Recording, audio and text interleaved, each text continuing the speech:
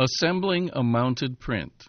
Equipment and supplies. Assembly jig, self-healing cutting mat, 4-inch roller from the faux canvas kit, print cutter, photo gloves, 5x7 or 8x10 print, print mount.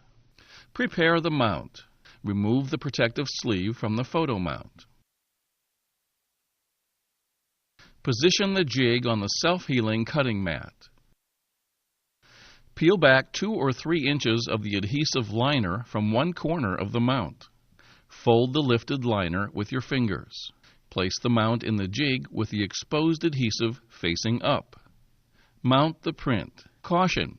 Be sure to wear photo gloves when handling the customer's photo to avoid leaving fingerprints on the print.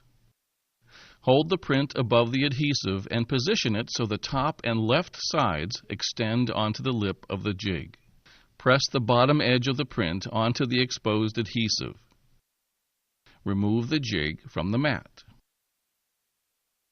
Lift the attached print with one hand and remove the rest of the liner with your other hand. Carefully lay the print over the entire mount using the 4-inch roller. Finish the mounted print. Work out any air bubbles and bond the print to the mount with the roller. Turn the mount face down on the cutting mat. Trim the exposed print edges with the print cutter. Unlock the cutter. Squeeze the trigger on the handle to extend the blade. Press the lock to keep the blade extended. Hold the cutter at a slight angle to position the cutting wheel as close to the mount as possible. Trim all sides of the print. Note: lift the mount from the mat with every turn to avoid scratching the print.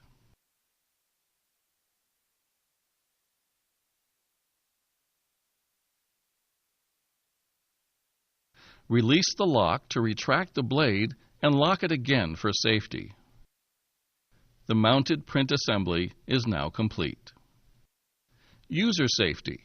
Warning: cutting wheel on the print cutter is extremely sharp. Keep it locked in a retracted position when not in use to prevent injury. To use the cutter, press the lock button on the side of the handle. Squeeze and hold the trigger again to extend the cutting wheel. Press the lock button to keep the cutting wheel extended. To store the cutter, press the lock button. Allow the cutting wheel to retract. Press the lock button to keep the cutting wheel closed.